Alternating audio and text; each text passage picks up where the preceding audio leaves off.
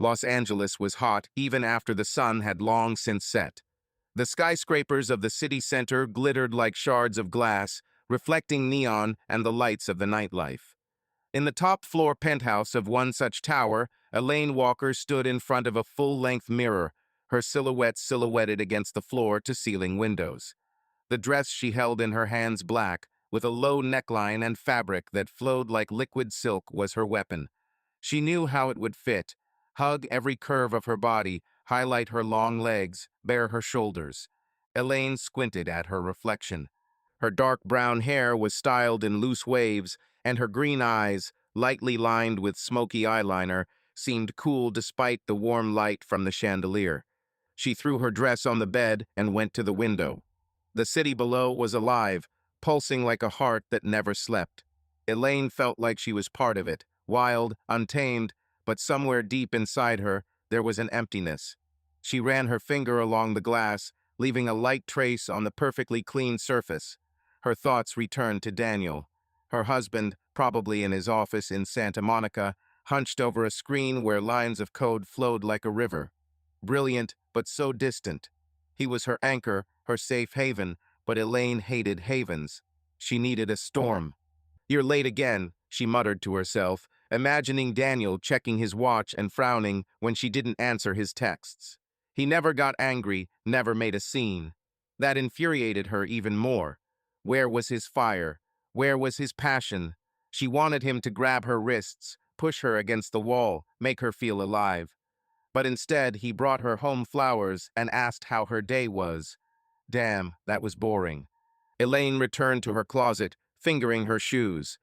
Red Laubaudens with thin straps or black Manolo Blahniks with pointed toes. She chose the red ones because they screamed defiance that she wasn't going to be invisible. Tonight's party at a Beverly Hills mansion was going to be big. Producers, investors, a couple of rock stars, and maybe someone new who would spark her. Her fingers paused on the zipper of her dress as she thought of her last lover, Nick, the bartender at a jazz club downtown. His hands were rough, his kisses were harsh, almost cruel. He was good, but he was too predictable. Elaine was tired of him. She needed someone who could surprise her, challenge her, make her heart beat faster.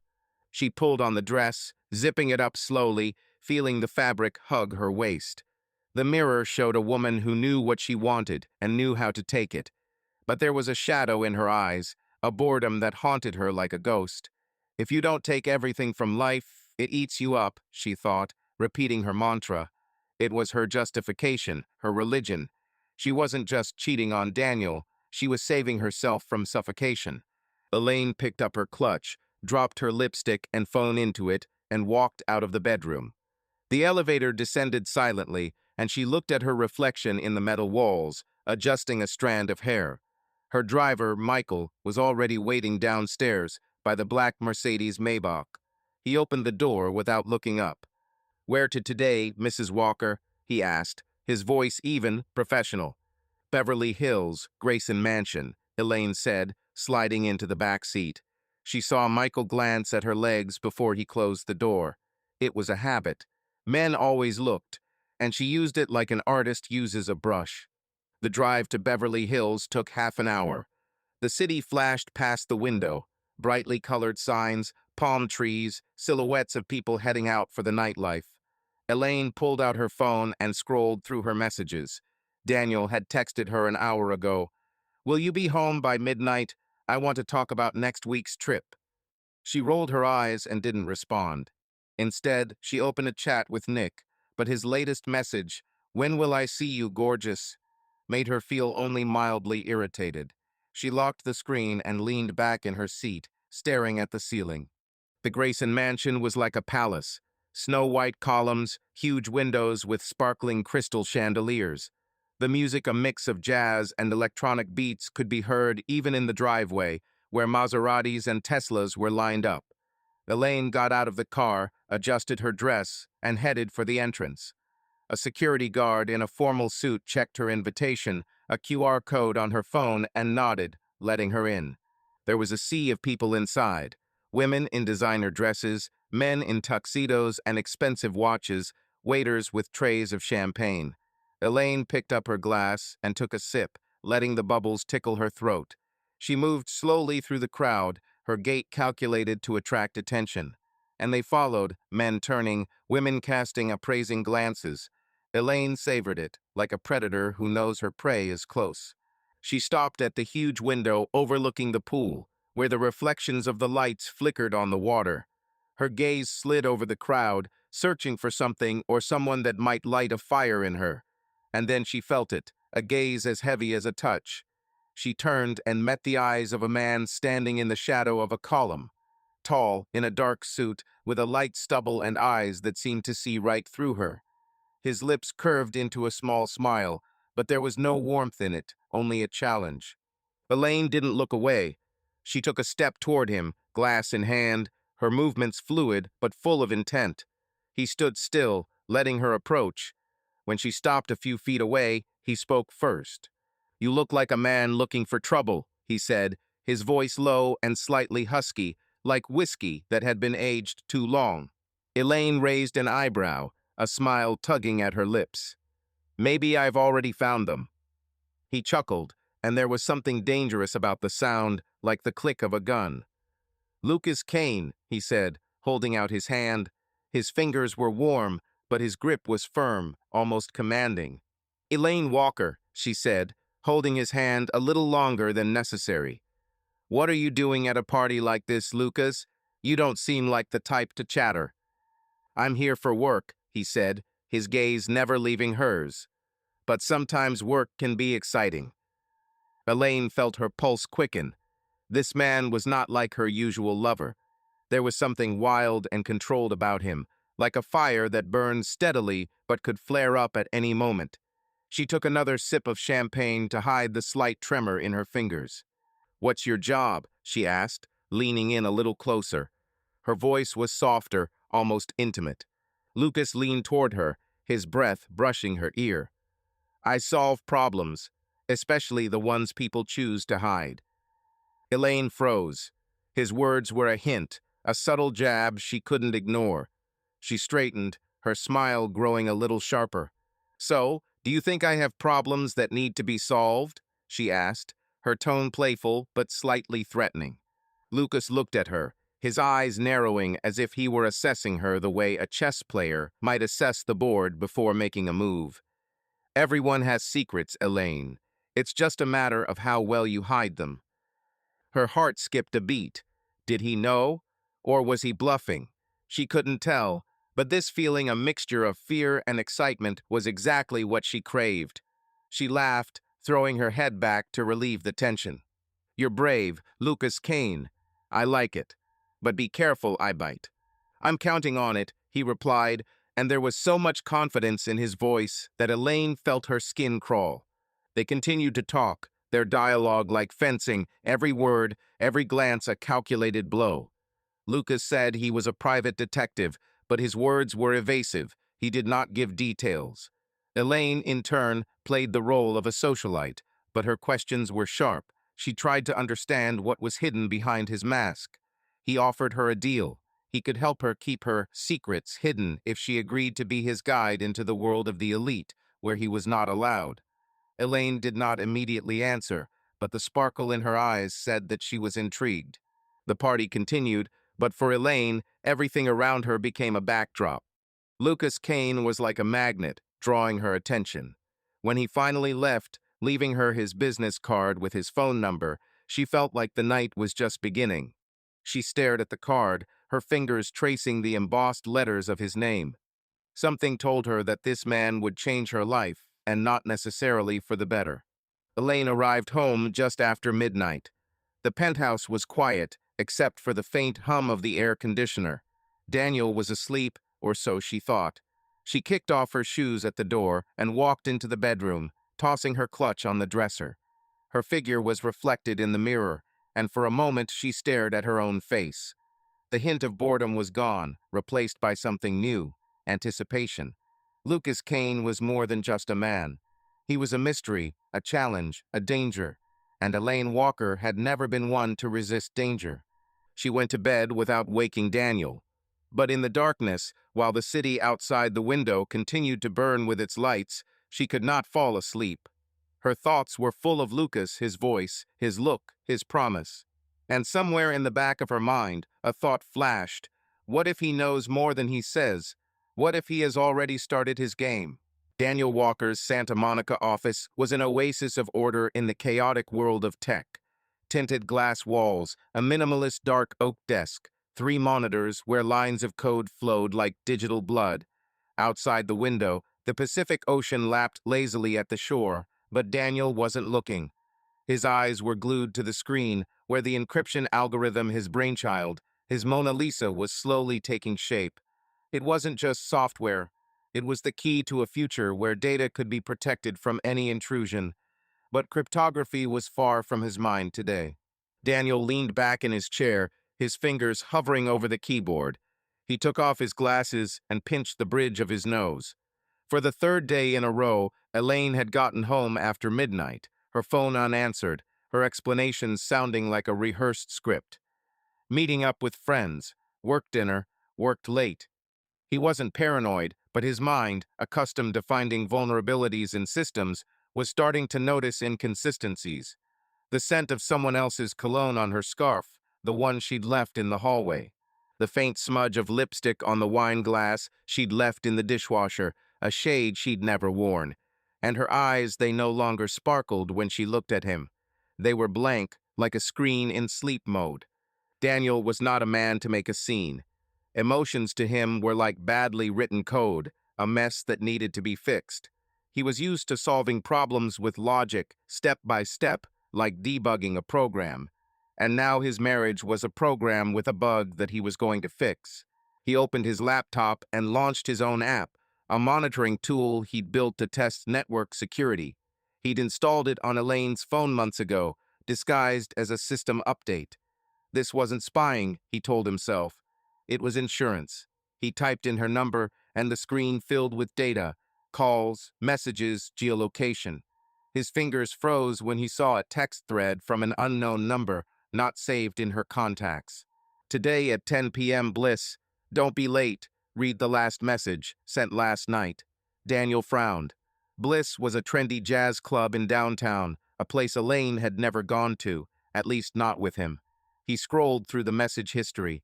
Short, evasive phrases. You know where to find me. Don't call, I'll text. No names, no details, but the tone was too intimate to be casual. Damn it, Elaine, he muttered, his voice barely audible in the quiet of the office. He felt something hot boiling in his chest, but he pushed it down. Anger wouldn't help. He needed facts. The door to the office opened, and in walked Marcus Lee, his business partner and the company's chief engineer. Marcus was the polar opposite of Daniel, loud, with a big smile and a habit of wearing brightly colored shirts even in the office. Today, he was wearing a blue Hawaiian shirt with pineapples on it that looked like it was screaming its existence. Hey, genius, are you sitting around too long again? Marcus plopped down in the chair opposite, throwing his feet up on the table. Are we at the finish line with the algorithm, or are you still polishing your work of art? Daniel closed his laptop, his face unreadable. We're close. A few more tests, and we'll be ready to present to investors. Marcus narrowed his eyes, picking up on the tension in his friend's voice. Is something wrong? You look like you swallowed a lemon. Just tired, Daniel lied, looking away. He wasn't about to share his suspicions. Marcus was his friend, but he didn't trust even him enough to talk about personal matters. Tired, you say? Marcus grinned. Maybe you should take Elaine and go to Malibu for the weekend. Beach, cocktails, romance. When was the last time you spent time with her? Daniel felt his jaw tighten. She's busy, so am I. Marcus raised his eyebrows, but didn't press the issue. Okay, but if you don't rest, your brain will burn out, and I'll be left to sort this project out on my own. He stood up, slapping the table. I'm going to get some coffee. Do you want some? No, thank you, Daniel replied, his voice even, but inside he was already making a plan. When Marcus left, Daniel returned to his laptop. He opened up a geolocation program and entered the coordinates for Bliss. Elaine's phone had been there between 10:15 p.m. and 1:30 a.m. yesterday. He felt his fingers curl into fists. This wasn't a casual encounter. This was a date. He leaned back in his chair, staring at the screen, where the blinking cursor reminded him of his own vulnerability. He could hack any system, find any loophole, but his own wife remained a mystery to him. He remembered their early years, how Elaine had laughed at his jokes, how they had walked Venice Beach until dawn, how her touch had made him feel alive. Somewhere along the way, they had lost each other, or she had lost him. Daniel opened the terminal and typed in a few commands, connecting to the cloud storage where Elaine's phone was backed up. He hadn't wanted to do this, but now he had no choice. He found the photos from yesterday, a selfie in the elevator mirror, her red shoes, a glass of champagne, and then the photo that made him freeze. Elaine in a dark corner of the club, her hand on a man's shoulder. The man's face was partially hidden in shadow, but his posture, his confident smile, suggested he was no casual acquaintance. "Who the hell are you?" Daniel whispered, zooming in. The quality wasn't perfect, but he could make out dark hair, a light stubble, an expensive suit. This wasn't Nick, the bartender Elaine had been dating a few months ago. This was someone new. Daniel saved the photo and fired up a facial recognition program he'd written for a client. It was experimental, but it might work. While the algorithm processed the data, he stood up and walked to the window. The ocean was calm, but inside his head, a storm was raging. He wasn't a wimp. He wasn't going to sit back while his life fell apart. If Elaine played her games, he would play his. His phone vibrated, and a notification from the program appeared on the screen. Match found. Lucas Kane, a private investigator registered in Los Angeles. Daniel opened the file. Brief information. Age 38, address and apartment in downtown, a few mentions in police reports, but nothing serious. This man was a shadow, a man who could disappear. "Private detective," Daniel muttered. "What do you want with my wife?" He returned to the desk and pulled up Elaine's call history. The number she'd been texting matched the one listed on Lucas's profile. Daniel felt his heart clench. This wasn't just betrayal. This was a game Elaine had played without understanding the rules. He dialed Marcus's number. "Hey, are you still in the office?" he asked when Marcus answered. "Just went out for coffee." Marcus's voice was cheerful. "Changed your mind about the latte?" "No," Daniel said, his tone firm. "I need your help. There's one thing I need to check." "Wow, that sounds serious." Marcus paused for a second. "What happened?" "Not on the phone," Daniel replied. "Get back to the office. This is important." "Okay, boss," Marcus said, a note of concern creeping into his voice. "I'll be there in 10 minutes." Daniel hung up and went back to his laptop. He had opened the code for his algorithm, but he looked at it differently now. This wasn't just a project. This was his power, his weapon. If Lucas, Kane, and Elaine were connected to something bigger, he would find it. He would start small with her messages, her movements, her lies.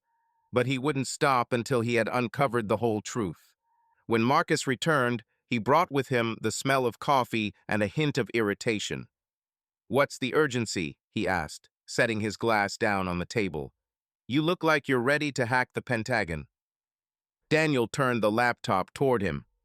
"I need you to check your phone number and the person associated with it." Marcus frowned at the screen. "Lucas Kane? Who is that?" "I want to know everything you can find out," Daniel said, his voice cold as steel. "Where he's been, who he's meeting, what his connections are, and do it quietly." "Dude, you're scaring me." Marcus shook his head, but his fingers were already running across the keyboard. "Does this have anything to do with Elaine?" Daniel didn't answer. He just stared at the screen where the blinking cursor reminded him that time was running out. He wasn't a pushover. He was a man who knew how to find weaknesses and exploit them. And if Elaine thought she could play him, she would soon find out that he could play too. "Find me everything, Marcus," he said finally, "and do it quickly." Marcus nodded, his usual nonchalance gone. "Got it. Give me a couple of hours." Daniel nodded and turned to the window. The ocean was still calm, but a plan was already forming in his head. He wasn't going to make a scene. He wasn't going to scream or plead. He was going to take this puzzle apart like a code and find every mistake. And when he found the truth, he would decide what to do with it. Los Angeles at night was a city that knew no rest. Its streets, saturated with the smell of asphalt and exhaust, pulsed with life, and the neon signs reflected in the puddles left by a rare rain. Elaine Walker sat in the back of a taxi, her fingers fiddling nervously with the hem of her clutch. She had chosen a simple black dress, not as flamboyant as the one she had worn at the Beverly Hills party, but tight enough to show off her figure. Tonight, she didn't want to shout about her presence, she wanted to blend into the shadows, to be part of the game Lucas Kane was offering. The cab pulled up outside the Bliss Club on the edge of downtown. The sign above the entrance blinked red and blue, the letters crackling slightly as if they were fighting the night. Elaine paid the driver without looking at him and stepped out, her heels clicking on the sidewalk. There was a bouncer standing at the entrance, a huge guy with a tattoo of a snake crawling out of his shirt collar. He glanced at her but said nothing, just nodded, ushering her inside. Inside, Bliss was a different world. Smoke from cigarettes and vapes hung in the air, mingling with the scent of whiskey and jasmine. A stage in the corner was dimly lit, where a saxophone player played a lazy tune and a bass guitar added a rhythm that made the blood flow faster. Elaine walked toward the bar, her eyes scanning the crowd. A couple of hipsters in the corner, a woman in a red dress dancing alone, a man in a leather jacket, his face in shadow. But she spotted Lucas right away. He was sitting in a booth in the far corner, where the light barely reached his face. His dark suit blended into the darkness around him, but his eyes sharp, watchful, gave him away. He was watching her like a predator who knows his prey is within his sights. Elaine took a deep breath and walked toward him, her step confident but with a slight tremor inside. Lucas Kane was not like her previous lovers. He had none of the brash simplicity of Nick, nor the pompous self-assurance of financier James. Lucas was like a knife hidden in a silk sheath, handsome but deadly. "You're not late," he said as she approached, his voice low and slightly hoarse, as if he'd just taken a sip of something strong. "That's rare." Elaine smiled, sitting down across from him. "I'm always on time when I'm interested." She crossed her legs, letting the hem of her dress ride up slightly, and she watched as his gaze slid down to her knees before returning to her face. "Interesting," he repeated, his lips curling into a barely perceptible smile. "That's good, because I don't like wasting my time on people who aren't ready to play." A waitress in a low-cut dress placed a glass of whiskey in front of Lucas and a martini in front of Elaine, which she hadn't even ordered. She raised an eyebrow at Lucas. "Have you decided for me?" she asked, her tone playful but with a hint of challenge. "I thought a martini would suit you," he replied, taking a sip of whiskey. "Dry, sharp, with a slight bitterness, just like you." Elaine laughed, her laugh soft, but with a hint of steel in it. "You think you've figured me out yet?" "Not exactly," Lucas said, leaning a little closer. His eyes glittered in the dim light, like a cat about to pounce. "But I know you're not the type to sit still. You're looking for something, Elaine, and I can give it to you." She took a sip of her martini, feeling the cold liquid burn her throat. "And what can you give me, Lucas Kane?" she asked, her voice quieter, almost intimate. "Another adventure, or something more?" He didn't answer right away. Instead, he leaned back on the couch, his fingers slowly twirling the glass. "You live for risk," he said finally. "I can see it in your eyes. Parties, lovers, secrets. But you play alone, and it's dangerous. I offer you a partner." Elaine felt her pulse quicken. His words were like a hook that caught something deep inside her. She was used to being in control, but Lucas seemed to see right through her. It was both terrifying and exciting. "A partner?" she asked, squinting. "And what do you want in return?" Lucas smiled, but there was no warmth in it, only cold calculation. "I have business," he said, lowering his voice. "The people you hang out with, the rich, the investors, The ones who have this city by the throat, they're not as clean as they seem. I want to get to them, but I need someone who's already on the inside. Someone they won't suspect. Elaine set the glass down on the table, her fingers shaking slightly, but she hid it by crossing her arms. "Are you talking about spying?" she asked, her tone light, but her eyes watching his reaction carefully. "Call it what you will," Lucas replied with a shrug.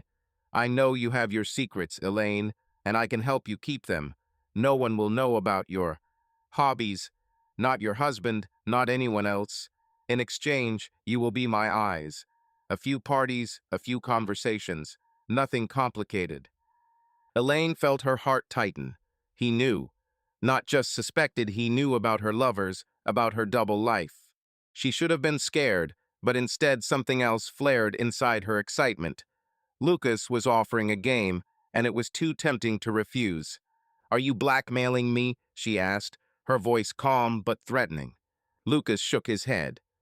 "Not blackmail. A deal. You help me, I help you. We both win." Elaine was silent, looking at him. His face was still, but his eyes betrayed him they held the fire she was looking for. She knew it was dangerous to agree. Lucas was not a man she could trust. But that was precisely what made him so attractive. "Let's say I agree," she said finally, leaning closer. Her breath mingled with his, and she saw his pupils dilate. "What next?" Lucas smiled, wider this time, and there was a mixture of venom and honey in it. "First," he said, "we'll dance." He stood, holding out his hand. Elaine hesitated for only a second before taking it. His fingers were warm, but his grip was firm, almost possessive. They walked out onto the dance floor, where the music grew louder and the lights dimmer. The saxophone sang, the bass vibrating in her chest, and Elaine felt her body relax into the rhythm. Lucas led her confidently, his hand resting on her waist, just lower than was proper. She didn't resist. "You dance better than I expected," he said, his lips so close to her ear that she could feel the warmth of his breath. "And you speak less than I feared," she replied, her voice light, but with a genuine mockery in it. "Tell me more about your business." Lucas pulled her closer, and she felt his fingers tighten around her waist. "Not here," he whispered. "Too many ears, but I'll give you a hint. There's a man I'm looking for. He hides behind money and power, and you can lead me to him." Elaine looked into his eyes, trying to discern the truth from the lie. "And what did this man do?" she asked, her voice growing quieter. "He ruined lives," Lucas said, and for the first time there was real emotion in his tone, anger, deep and cold. "And he's going to pay for it." Elaine felt her skin crawl. She didn't know whether to believe him, but his words had struck a chord with her. She was used to living for pleasure, but Lucas offered something more purpose mixed with danger. The music slowed, and they stopped, still standing close to each other. Elaine could feel the heat of his body, his scent a mix of whiskey and leather, and something sharp, almost metallic. She knew she should leave, go home to Daniel, to the safety of her life. But instead she stepped forward, her lips inches from his. "You're playing with fire, Lucas," she whispered, her voice hoarse with tension. "And you don't," he replied, his hand sliding down her back, pulling her even closer. The moment stretched out like a string about to snap. Elaine felt her heart pounding in her throat, her body responding to his closeness. She knew it was a mistake, but mistakes were her thing. She leaned forward, and their lips met, a short, sharp kiss, full of promise and threat. When she pulled away, her breathing was ragged, but she smiled. "I'm in," she said, her eyes shining. "But don't think I'll be your pawn." Lucas laughed, and there was something dark, almost sinister, in the sound. "I wouldn't dare, Elaine." They returned to the booth, and Lucas ordered more drinks. He told her about the next party, a private affair at a mansion in the hills where people he wanted to study would gather. Elaine listened, but her mind was elsewhere. She thought about how far she was willing to go and what would happen if Daniel found out. But the thought of her husband brought only a slight feeling of guilt, which she quickly pushed aside. Daniel was her past. Lucas was her present and perhaps her future. As the night wore on, the music grew quieter and the crowd began to thin. Elaine and Lucas remained in the booth, their conversations becoming more and more intimate, their glances more and more revealing. When she finally stood up to leave, he caught her wrist. "One question," he said, his voice serious. "Why are you doing this? All these lovers, all these secrets. What are you looking for?" Elaine looked at him, her smile bitter. "I'm not looking, Lucas. I'm running. From boredom, from emptiness, from myself. And you, what are you looking for?" He let go of her hand, but his gaze remained fixed on her. "The truth," he said simply, "and I will find it, even if I have to burn this city to the ground." Elaine left without looking back, but his words echoed in her head. She climbed into a taxi, her fingers clutching Lucas's business card, which she had not yet thrown away. The night was like silk around her, but there were thorns in that silk. She knew Lucas was dangerous, but that was what made him so alluring. She had agreed to his game, but now the question was who would play who. When she got back to the penthouse, it was after midnight. Daniel was asleep, or so it seemed. Elaine went into the bathroom, washing off her makeup and the smell of the club. In the mirror, she saw herself, a woman teetering on the edge of an abyss. And for the first time in a long time, she felt alive. Daniel Walker sat in his office, surrounded by 3 computer monitors that emitted a cold blue light, casting a ghostly glow on his face.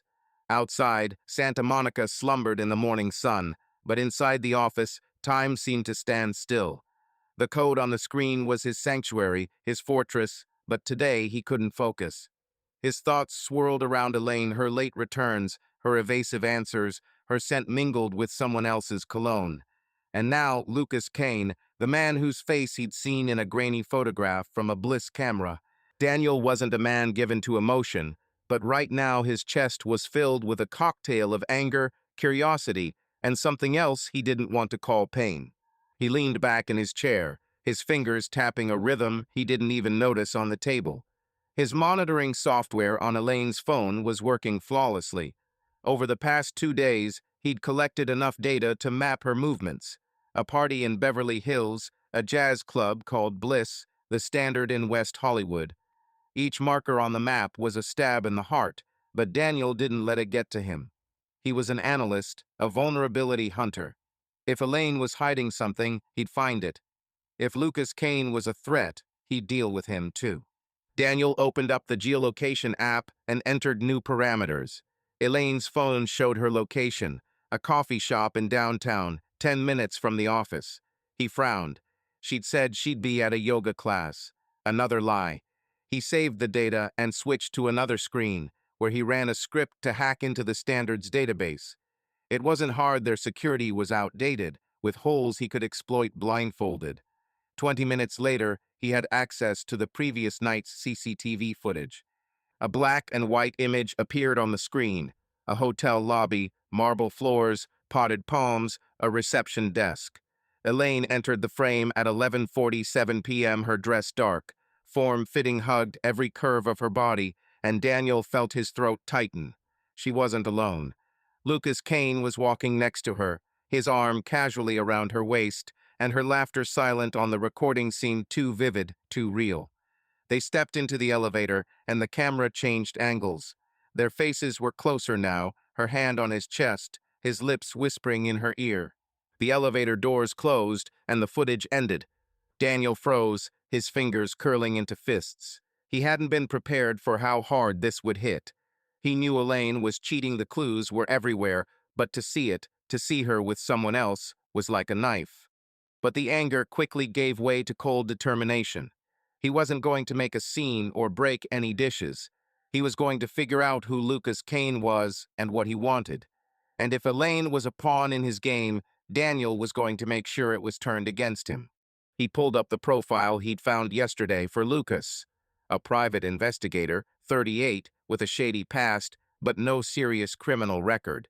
His name had popped up in a few police reports, minor cases involving corporate espionage and missing persons. Nothing concrete, but enough to raise concerns. Daniel ran another script, checking Lucas's connections through public databases and the dark web. If this man was using Elaine, he had to be connected to someone bigger, and Daniel was going to find that someone. His phone buzzed, and he saw a text from Marcus Lee, his business partner. "Got some info on your guy. Come into the conference room at 10. Daniel stood up, straightened his shirt, and headed into the conference room. His steps were steady, but inside he could feel the adrenaline pumping through his veins. He wasn't a wimp. He wasn't a victim. He was a man who had answers. Elaine was sitting in the grounds, a small coffee shop with exposed brick walls and the smell of freshly brewed espresso.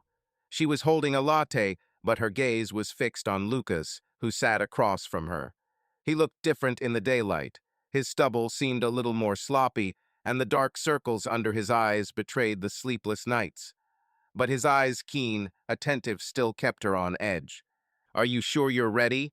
Lucas asked, his voice low, almost a whisper, so no one at the nearby tables would hear.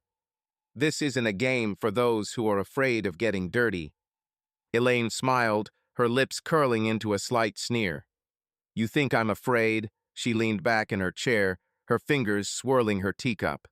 "I agreed, Lucas, but I need more than your hints. Who is this man you seek, and why should I risk it for you?" Lucas leaned closer, his elbows on the table. "His name is Victor Rains," he said, his tone even but laced with suppressed fury. "A businessman, an investor, a philanthropist on paper. In reality, the man who pulls the strings in this city. He's tied to money that smells of blood, and I want him to answer for it." Elaine narrowed her eyes, her heart speeding up slightly.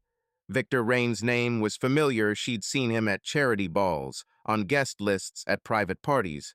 Tall, graying at the temples, always in impeccable suits, with a smile that seemed too perfect.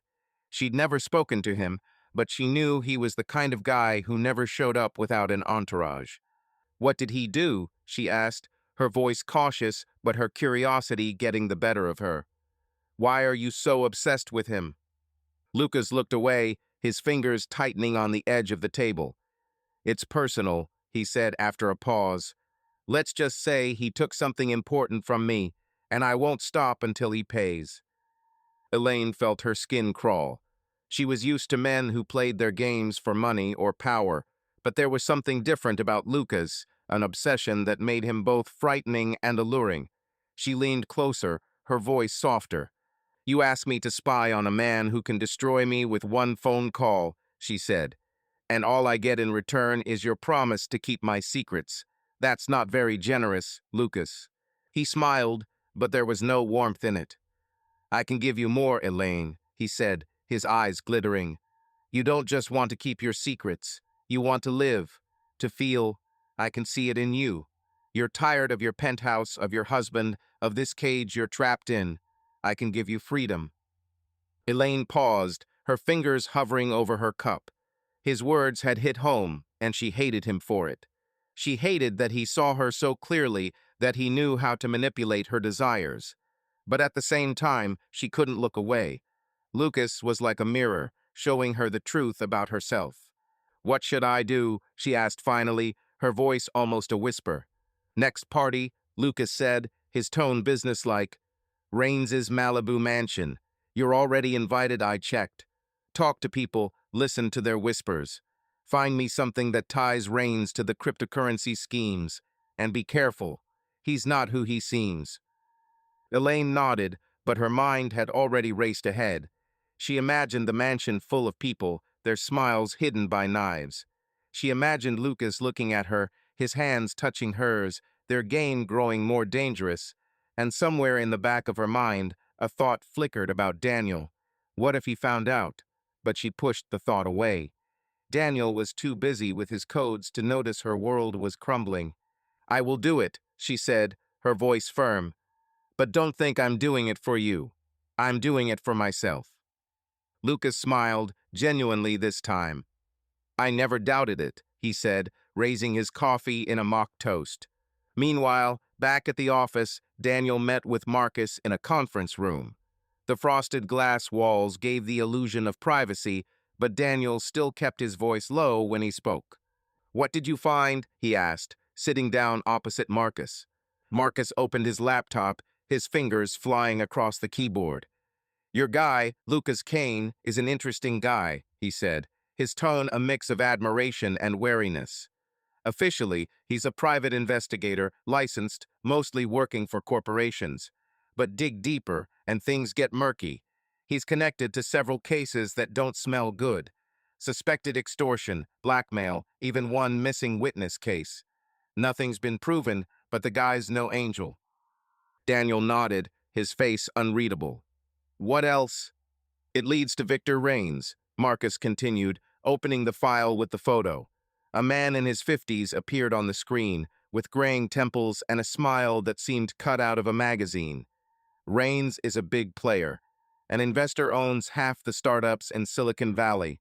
But there are rumors that he launders money through cryptocurrency schemes. And you know what? Your company, Daniel, could be part of it." Daniel felt his blood run cold.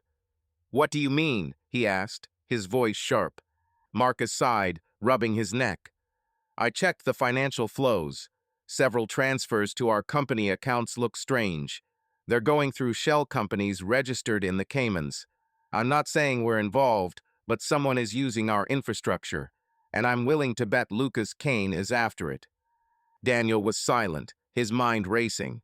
If his company was being used to launder money, it wasn't just a threat to his reputation. It was a threat to everything he'd built. And if Lucas was using Elaine to get to Rains, then she was in danger. But instead of feeling afraid for her, he felt angry. She'd chosen this game. She'd chosen Lucas. "I want you to dig deeper," Daniel said, his voice cold as steel. "Find out everything you can about Rains and his operations. And Lucas, I want to know where he's been, who he's meeting, what he's planning." Marcus raised his eyebrows. "Are you sure? This could be messy, Daniel. If Rains is really like they say, he's not the forgiving type." "I'm not asking for your permission," Daniel replied, his gaze firm. "Just do it." Marcus nodded, closing his laptop. "Okay, boss, but be careful. You're playing with the big boys." After Marcus left, Daniel returned to his desk. He unlocked the code for his algorithm, the complex network that was supposed to be his triumph. But now he saw it as a weapon. If anyone tried to exploit his company, he would give them what they wanted, but on his terms. He began writing a new script, creating a false version of the algorithm. It was bait, convincing enough to fool even the experts. He would leak it through anonymous channels, knowing that Lucas or his clients would bite. But his thoughts kept returning to Elaine. He remembered her smile, her laugh, her touch. He loved her, despite everything. But love didn't blind him. She was a pawn in someone's game, and he was going to find out whose. He wasn't going to confront her, not yet.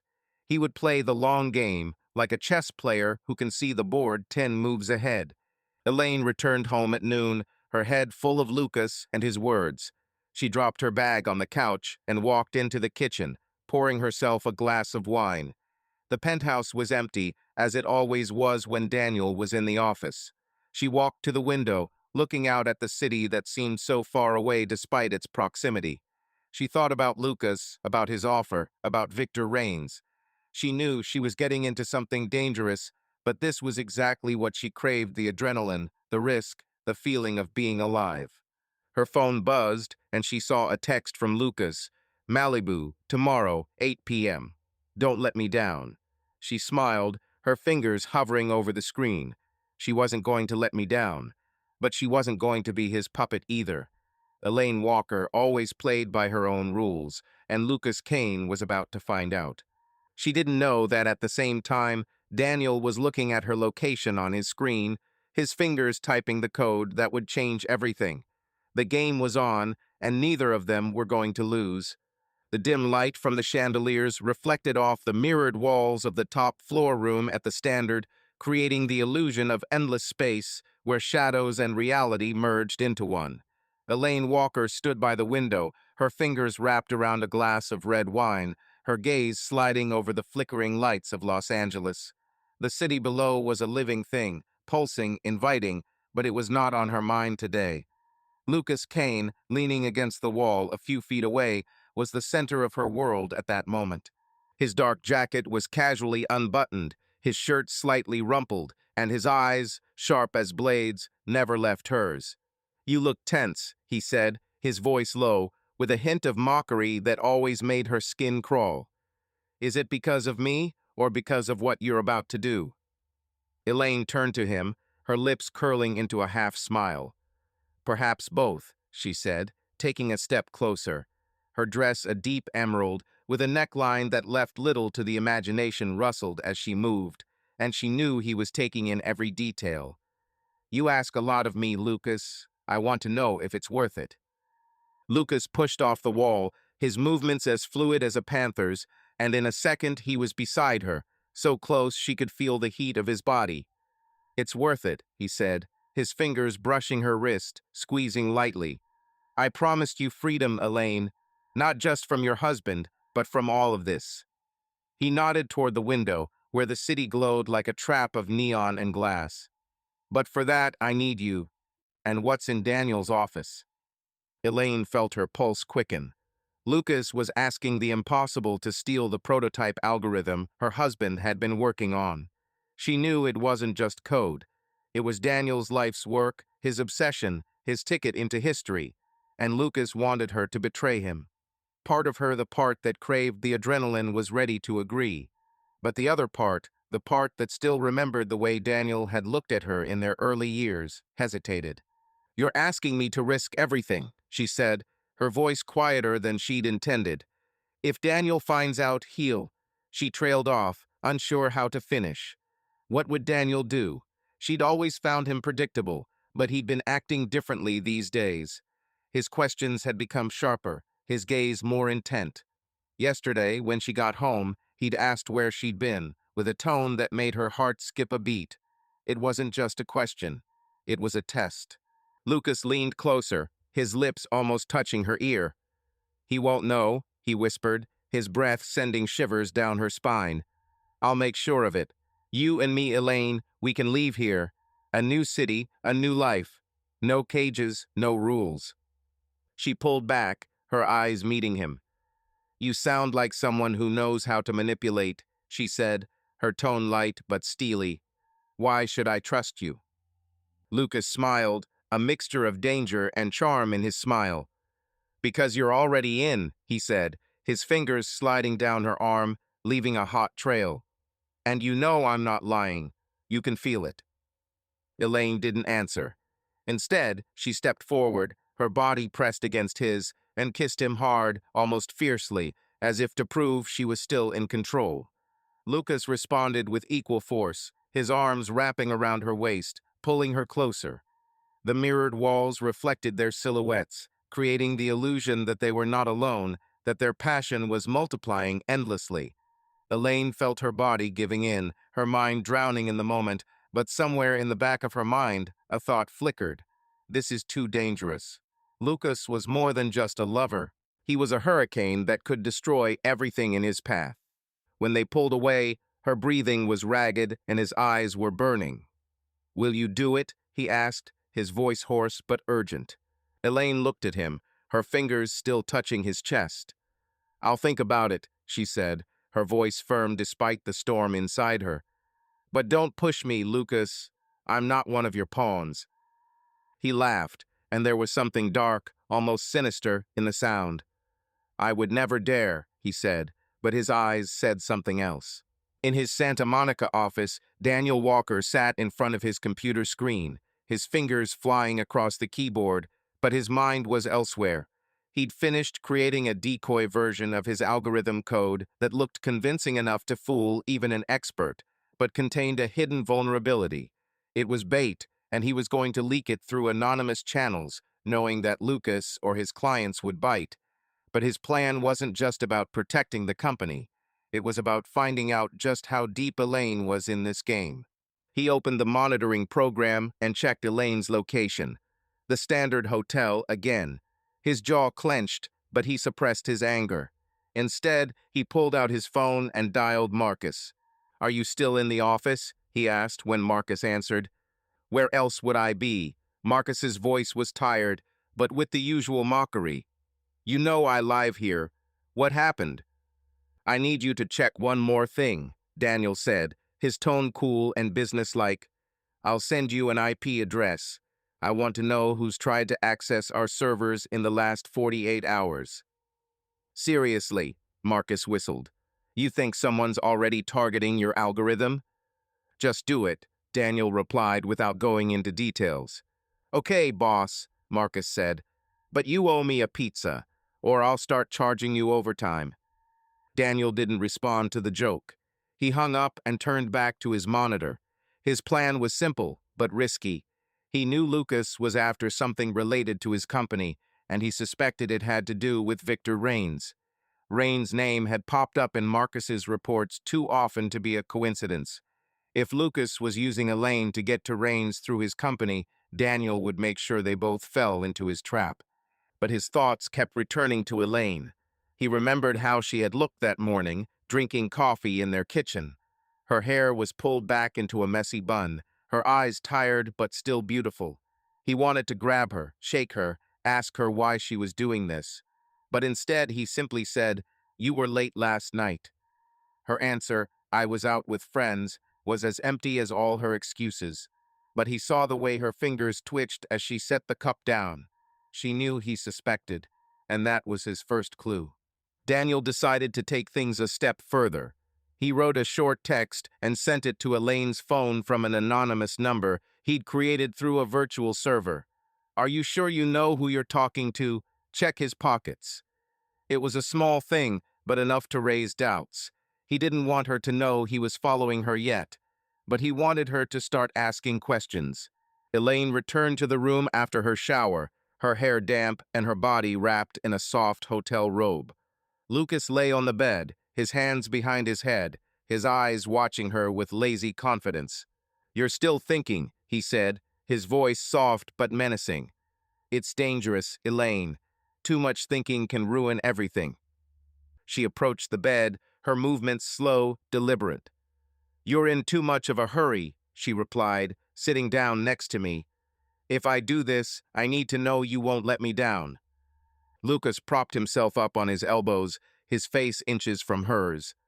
"I don't let down those who are with me," he said, his voice firm. "But I can't work with anyone who doesn't trust me, so decide, Elaine. Are you with me or not?" She looked at him, her eyes searching his face for any hint of deception. But Lucas was a master of disguises. She knew he was hiding something, but she couldn't figure out what it was, and that made him even more alluring.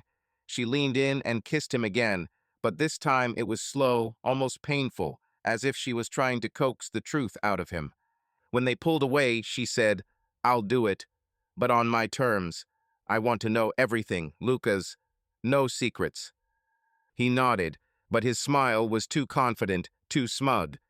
"It's a deal," he said. "Tomorrow in Malibu. Be ready." Elaine stood up, her gaze sliding to his jacket where it lay on the chair. She remembered the text she'd received while she was in the shower. "Check his pockets."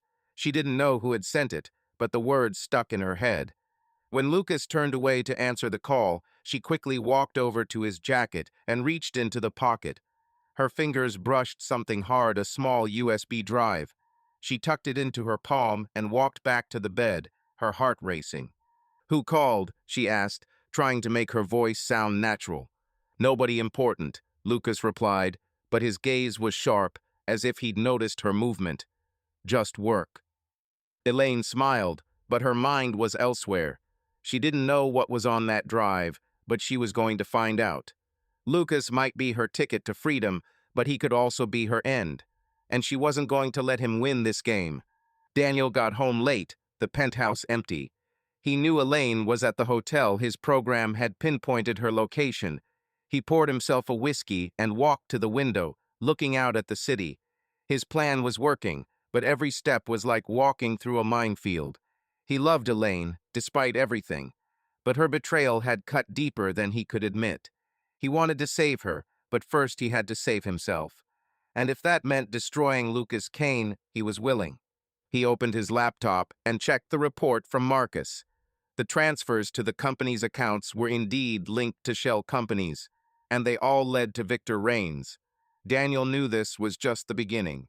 He was going to trap them all, Lucas, Rains, and if he had to, even Elaine.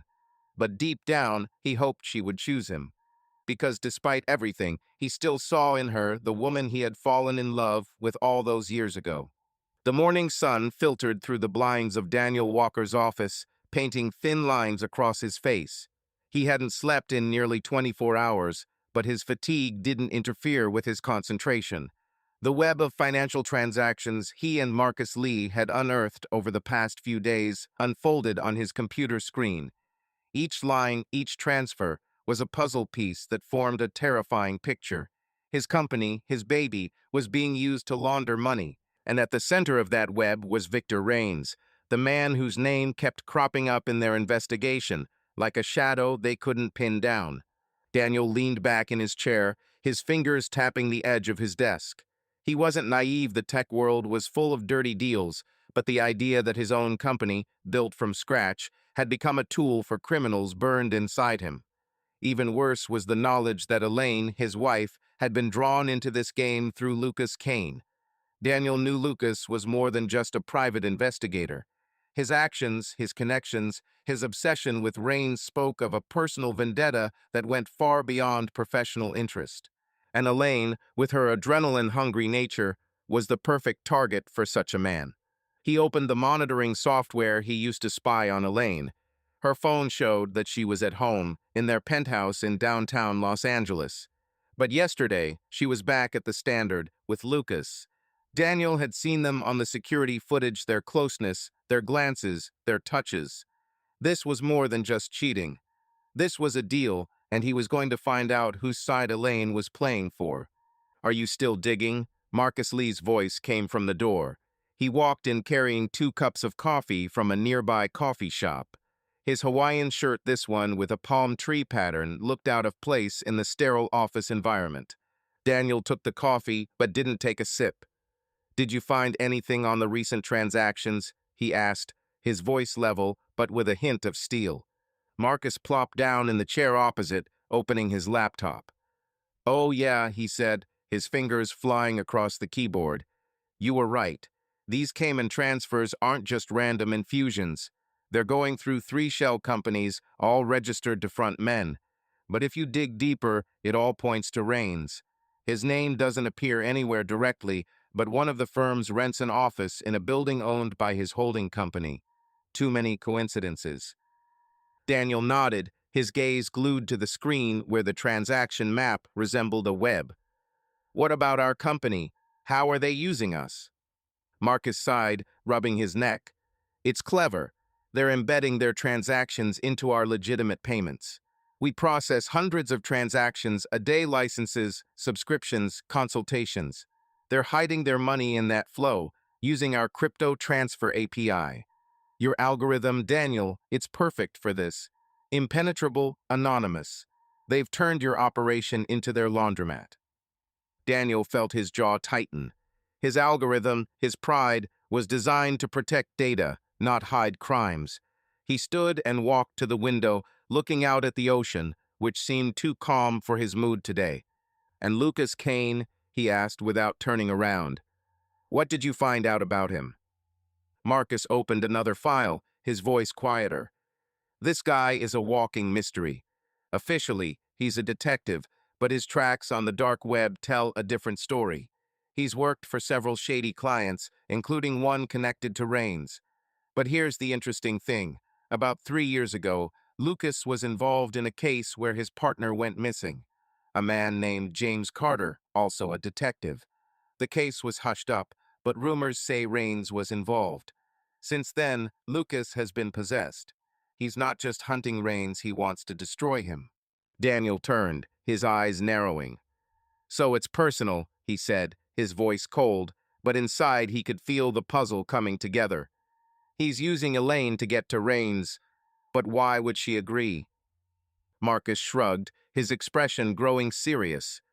"Maybe she doesn't know the whole picture, or maybe she just likes the risk. You know Elaine. She's not one to sit still." Daniel didn't answer. He knew Elaine better than anyone. Her thirst for adventure, her hatred of routine, her need for adrenaline. But he also knew she wasn't stupid. If she was playing a game with Lucas, she had her reasons, and he was going to find out what they were. "I want you to keep an eye on Rains," Daniel said, returning to his desk. "Every move he makes, every contact he has. And keep it a secret. Don't tell anyone, not even the office." Marcus nodded, but his eyes were worried. "Are you sure you want to get involved in this, Daniel? Rains is not someone to be trifled with. If he finds out you're digging into him—" "I'm not joking," Daniel interrupted, his voice like a whip. "And I won't let my company be used, or my wife." Marcus raised his hands in a conciliatory gesture. "Okay, okay, I'll handle it. But be careful. You're playing with fire." With Marcus gone, Daniel returned to his plan. He had already leaked a false version of the algorithm through anonymous channels, knowing it would fall into the right hands. But now he wanted to push Elaine to doubt Lucas. He wasn't going to reveal himself yet. Instead, he would use her own curiosity against her. He took a sheet of paper from the printer and wrote a short note. "He is not who he says he is. Check his motives." The handwriting was deliberately altered so she would not recognize it. He folded the note and planned to slip it into her bag when she returned home. It was a subtle manipulation, but Daniel knew Elaine would not be able to ignore it. She was too curious, too suspicious, to miss such a hint. Elaine woke up in the penthouse, her head a little woozy from last night's wine and tension. She lay in bed, staring at the ceiling, where the morning light reflected off the ceiling. Last night with Lucas at the Standard had been like a fire hot, all-consuming, but leaving only the ashes of doubt in its wake. She'd agreed to his plan, but the USB drive she'd found in his jacket had been nagging at her. She'd hidden it in her clutch, not daring to check it yet. What if it was proof that Lucas was lying? Or worse, that he was using her? She stood up, pulled on a silk robe, and walked into the kitchen. Daniel had already gone to the office, as he always did. But his cup was on the table, still warm, with some coffee left in it. Elaine frowned. He usually cleaned up after himself. It was a small thing, but something about it seemed wrong. She picked up the cup, about to put it in the sink, and noticed that her bag, left on the couch, was slightly open. She walked over, her fingers hovering over the zipper. Something told her that this was no accident. She opened her bag and found a folded piece of paper that hadn't been there before. Her heart skipped a beat. She unfolded the note and read, "He is not who he says he is. Check his motives." The handwriting was unfamiliar, but the words were spot on. Someone knew about Lucas. Someone was following her. "Damn it," she muttered, her fingers tightening around the paper. She glanced around, as if expecting someone to be watching her from the shadows. But the penthouse was empty. She sat down on the couch, her thoughts racing. It could have been Lucas playing his games, or someone else. But the thought that it could have been Daniel flickered and vanished. He wasn't like that. He was too straightforward. Or was he? Elaine took out her phone and dialed Lucas's number. He answered on the second ring. "Good morning." His voice was as always low, with a slight mockery. "I didn't expect you to wake up so early." "We need to talk," she said, her tone sharp. "Now." "Did something happen?" he asked, his voice becoming wary. "You know what?" she said, her fingers tightening around the phone. "I found something in your jacket, and now I'm getting strange notes. What are you hiding, Lucas?" There was silence on the other end of the line, and Elaine felt her heart beat faster. "Not on the phone," he said finally. "I'll meet you in an hour, at the grounds. And Elaine, don't do anything stupid." She hung up, her eyes falling on the note. She didn't know who to believe, but one thing was clear. The game was getting more dangerous. She took the USB drive from her clutch and hid it in a secret compartment of her jewelry box. Whatever it was, she would deal with it herself. Daniel returned to his monitor, checking the server logs. His decoy algorithm had already been downloaded from the anonymous server he had set up. Someone had taken the bait, and he was going to follow the trail. But his thoughts kept returning to Elaine. He loved her, despite everything. Her betrayal had hurt him, but he couldn't just let her go. He wanted to give her a chance to choose him or Lucas, but for that to happen, she had to see the truth. He wrote another text from an anonymous number. Ask him about James Carter. He knew the name would trigger Lucas. If Elaine asked, she would see a crack in his mask. And then, maybe, she would start asking the right questions. Daniel leaned back in his chair, staring at the screen. His plan was in motion, but every step was like walking on thin ice. He knew he was risking everything: his company, his reputation, his wife. But he wasn't going to stop. Not now that he'd seen how far this game had gone. Elaine sat in the coffee shop, her fingers wrapped around her cup. Lucas walked in a few minutes later, his face tense but quickly putting on his usual mask of confidence. "What's the urgency?" he asked, sitting down opposite her.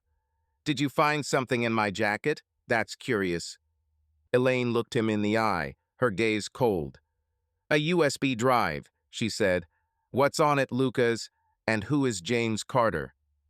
His face didn't flinch, but she saw his fingers curl into a fist.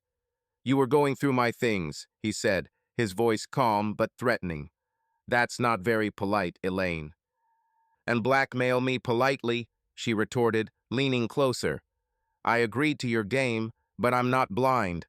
Who are you really, and what do you want with Rains?"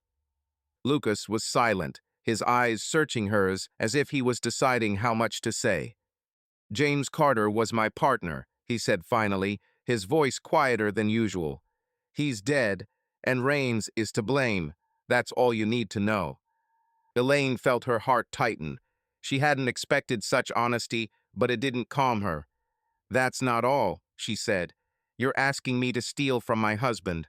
You're threatening me, and now I find notes that say you're lying. Give me a reason to trust you, Lucas." He leaned closer, his hand brushing hers. "Because I'm the only one who can get you out of this cage," he said, his voice almost a whisper. "You want freedom, Elaine. I can see that. But you have to choose. Either you're with me, or you'll stay in your golden penthouse, suffocating." Elaine pulled back, her thoughts racing.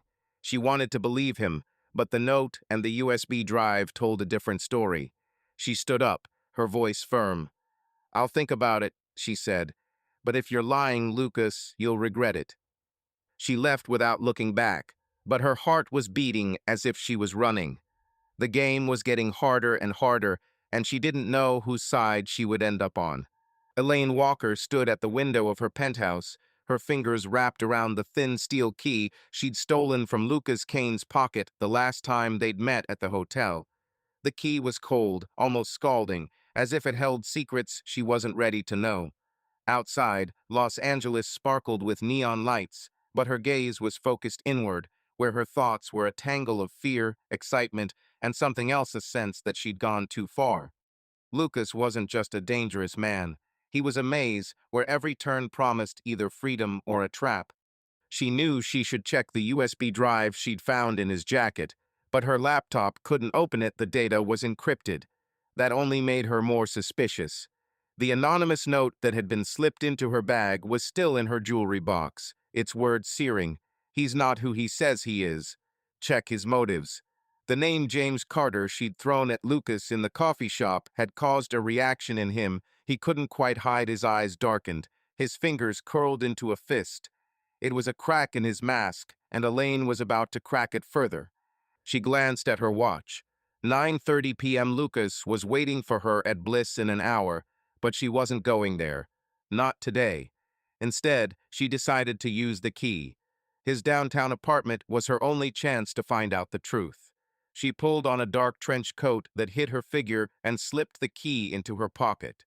Her heart was beating fast, but it was the adrenaline she loved so much.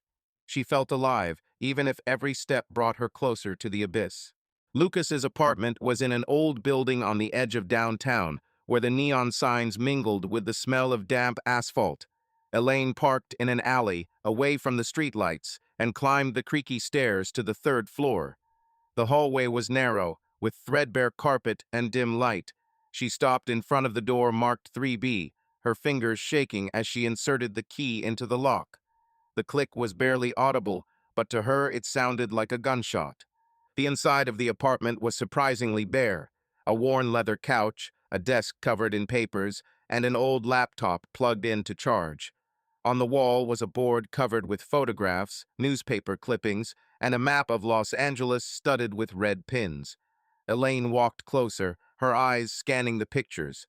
Victor Raines at a charity ball, another man she didn't recognize, and her heart sank her own face, cut out of a magazine she'd attended at a party. Pinned beneath the photo was a note. Key to Raines. "Damn it, Lucas," she whispered, her voice shaking. She began rummaging through the papers on her desk, her fingers running over documents, financial reports, transaction charts, names that meant nothing to her. But one word kept repeating itself over and over. Syndicate. She found a folder labeled Carter and opened it. Inside were photographs of a man in his 30s, with dark hair and tired eyes. James Carter. Next to it, a report of his disappearance 3 years ago. Raines's name was circled in red marker, with a question mark. Elaine felt her throat tighten. Lucas hadn't lied about his revenge, but he'd been hiding just how deep the rabbit hole went. She shoved a few documents into her coat pocket, her movements quick, almost panicked. She knew she shouldn't be here, but her curiosity, her curse, pulled her on. She opened Lucas's laptop, but the screen asked for a password. She tried Carter, then Raines, nothing. Time was running out. Suddenly, she heard footsteps in the hallway. Her heart jumped, and she quickly closed her laptop, retreating to the wall. The door was left ajar, her mistake. She held her breath, listening. The footsteps stopped, and she heard someone inserting a key into the lock. Panic overtook her, but she forced herself to move. She slipped into the bathroom, the only place she could hide, and closed the door, leaving a thin crack. Lucas walked into the apartment, his movements jerky, as if he knew something was wrong. He threw his jacket on the couch and went straight to the desk, his eyes scanning the papers. Elaine saw his face tense as he noticed the papers were shifted. He pulled out his phone and dialed a number. "She didn't come," he said, his voice low but furious. "I'll check the apartment. If she's here, I'll figure it out." Elaine pressed herself against the wall, her breathing barely audible. She knew he was talking about her. Her fingers tightened on the key in her pocket, and she wished she had left it in the lock. Lucas walked up to the board, his gaze falling on her photograph. He ran his finger down her face, and there was something odd about the gesture, a mixture of obsession and regret. "Where are you, Elaine?" he murmured, his voice almost gentle, but there was a hint of menace in it. She knew she had to get out. The bathroom was cramped, with a small window that looked out onto the fire escape. She opened the window slowly, trying not to make a sound. Lucas was still in the room, his footsteps coming closer. She slipped out onto the stairs, her heels clanking on the metal, and froze, waiting for him to hear. But he didn't come. She went downstairs, her heart beating so loudly it drowned out the noise of the city. Lucas stood in his apartment, his fingers curled around the edge of his desk. He'd noticed the key was missing immediately after their meeting at the coffee shop, but he hadn't thought Elaine would go this far. He checked the papers. Several were missing, including the report on Carter. His jaw clenched. She was here. She'd seen more than she should have. He dialed her number, but she didn't answer. "Damn it, Elaine," he whispered, his voice thick with anger and something else, fear that he'd underestimated her. He knew she was more than just a socialite looking for an adventure. She was smart, she was cunning, and now she was a threat. Lucas sat down at his laptop, typing in the password. It opened the encrypted file she'd been trying to crack. It contained evidence linking Raines to the syndicate wire transfers, names of front men, even an audio recording of Raines discussing cleaning money through cryptocurrency platforms. If Elaine had gotten her hands on the USB, she could ruin everything. But she didn't know the password. Yet. He sent a message to his contact in the syndicate. "She's digging. We need to stop her." A minute later, he received a reply. "Keep her under control. If she becomes a problem, we'll deal with her." Lucas gritted his teeth. He didn't want Elaine to get hurt, but his revenge was more important. He had lost too much to back down. Elaine walked back into the penthouse. her hands shaking as she locked the door. She tossed her coat onto the couch and pulled out the stolen documents, spreading them out on the table. Her eyes scanned the lines, names, amounts, dates. This was more than she'd expected. Lucas wasn't just after Rains, he was connected to people who could destroy her with the flick of a finger. But the fear she felt was mixed with excitement. She was in the middle of a game that could cost her everything, and it made her blood boil. She heard the door open and quickly hid the papers under the magazine. Daniel walked in, his face tired but his eyes sharper than ever. He looked at her, and there was something in his gaze that made her heart clench. "You're early," she said, trying to sound natural. "I thought you'd be in the office until midnight." Daniel took off his jacket, his movements slow, deliberate. "I decided to take a break," he said, his voice even but tense. "Where have you been?" Elaine smiled, her fingers fiddling nervously with the hem of her robe. "Meeting a friend," she lied, but her voice wavered. She saw his eyes flicker to her bag, to the table where the magazine lay. He knew, or at least he suspected. "A friend," he repeated, his tone almost mocking. "You've been spending a lot of time with your friends lately." Elaine felt her skin crawl. "What do you mean, Daniel?" she asked, her voice sharper. "If you have questions, ask them directly." He looked into her eyes, and for a second she saw him not just as a husband, but as a man who could be dangerous. "I just want you to be careful," he said, his voice soft but menacing. "Los Angeles is a dangerous city, especially for people who play other people's games." Elaine froze, her thoughts racing. Did he know? Or was this a bluff? She was about to answer, but her phone vibrated, and she saw a text from Lucas. "We need to meet. Now. You know where." She looked at Daniel, her heart beating faster. "I have to go," she said, standing up. "Right now." "Of course," he said, his voice cold. "Don't be late." Elaine met Lucas in the alley behind Bliss, where the neon sign cast red and blue light on the wet pavement. He was leaning against the wall, his face in shadow, but she could feel his anger. "You were in my apartment," he said, his voice like a blow. "You took the key and the documents." Elaine took a step back, her hand instinctively clutching her bag. "Are you spying on me?" she asked, her voice shaking but trying to keep her composure. "Did you plant the note?" Lucas stepped closer, his eyes blazing. "I didn't plant any notes," he said, his voice low, menacing. "But you crossed a line, Elaine. You think this is a game? You have no idea what you're getting yourself into." She felt her fear mingle with excitement. "Then tell me," she said, her voice firmer. "Tell me what you're hiding, or I'll leave and you'll never see me again." Lucas grabbed her wrist, his grip strong but not painful. "You're not leaving," he said, his face so close she could feel the warmth of his breath. "Because you like it. You want to be the center, Elaine. But if you betray me, you'll regret it." She pulled her hand away, her eyes glittering. "Don't threaten me, Lucas," she said, her voice like steel. "I'm not your puppet." He smiled, but there was no warmth in it. "Then prove it," he said. "Tomorrow in Malibu. Bring me the algorithm, or I'll tell your husband everything." Elaine turned and walked away, her heels clicking on the pavement. She knew he was watching her, and she knew the game was just beginning. But she wasn't just a player now, she was a target. And somewhere in the back of her mind, a thought flashed. What if Daniel knew more than she thought? The morning in Los Angeles was deceptively mild, with a light breeze carrying the scent of salt and palm trees.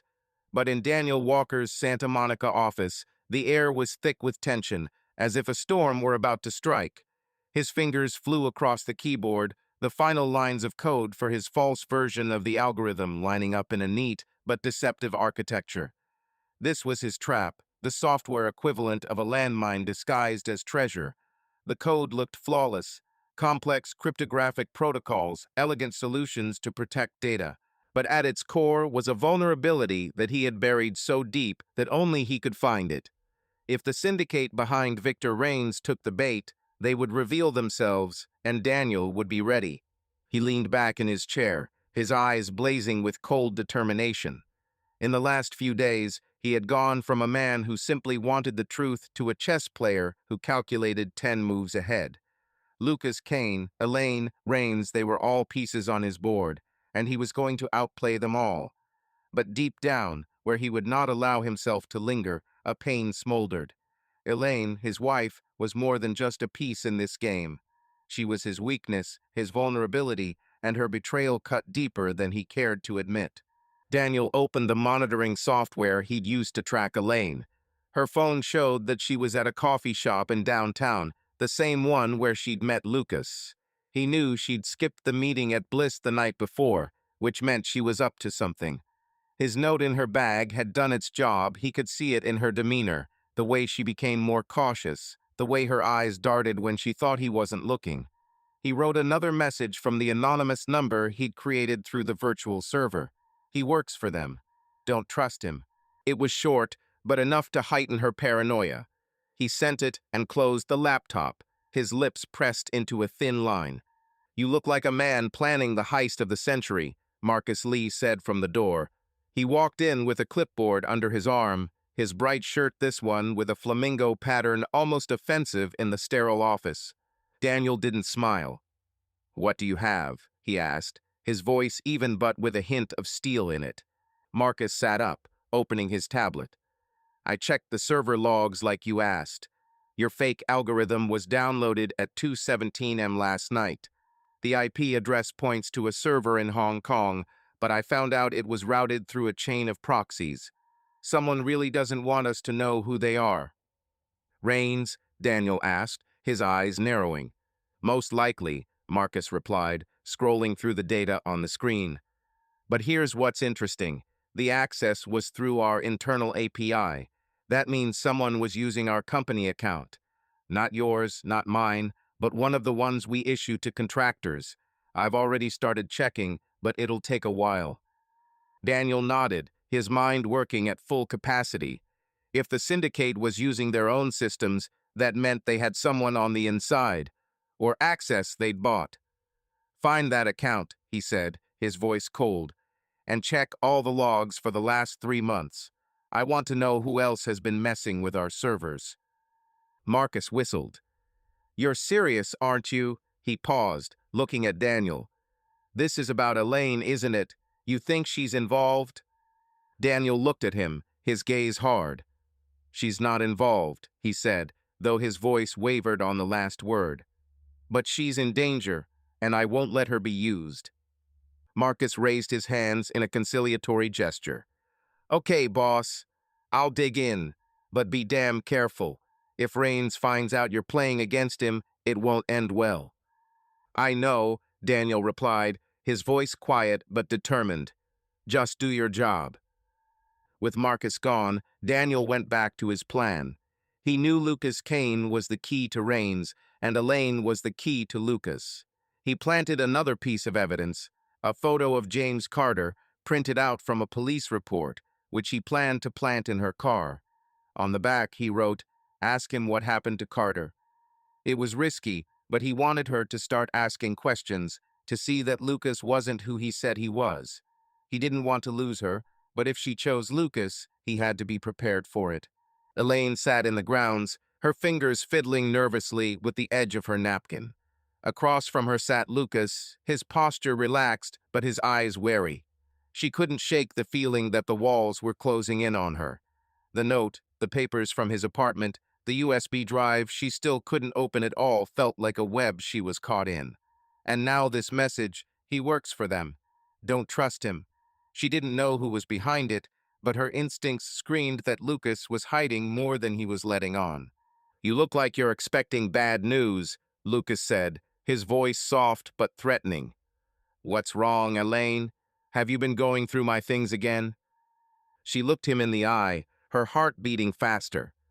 "I wasn't digging," she lied, her voice firm. "But I'm getting messages.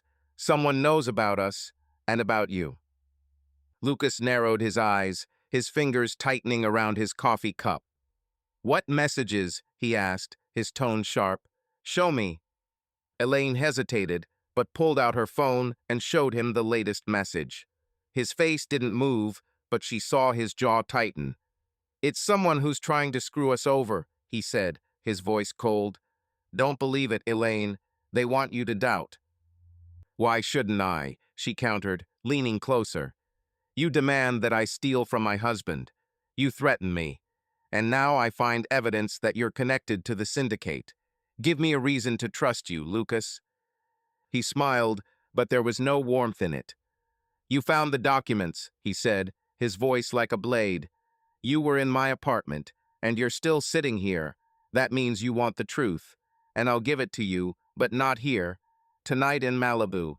Bring the algorithm, and I'll tell you everything." Elaine felt her skin crawl.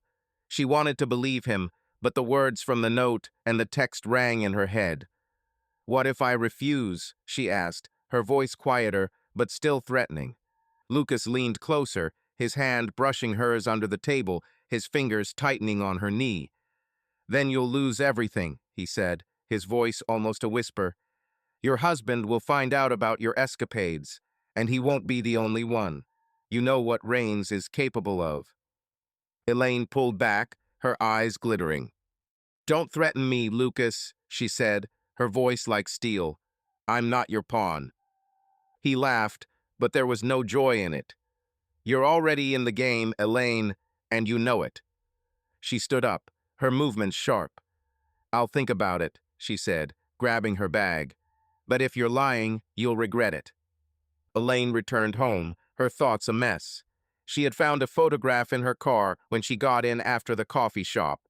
James Carter, a man with tired eyes, and on the back was written, "Ask him what happened to Carter." She tucked the photograph into her pocket, her heart beating faster. Someone was playing a game with her, and she didn't know who. Daniel, Lucas, a third party.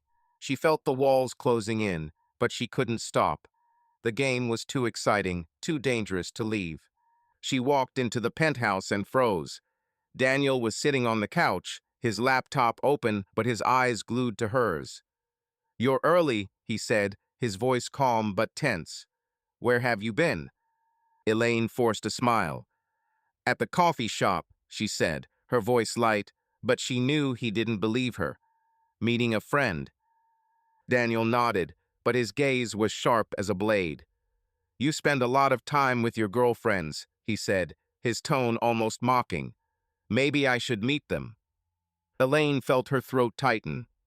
"Maybe I should," she said, her voice cold, "but I don't think you'd be interested." He stood up, his movements slow but menacing. "You'd be surprised how much I'm interested," he said, his eyes meeting hers.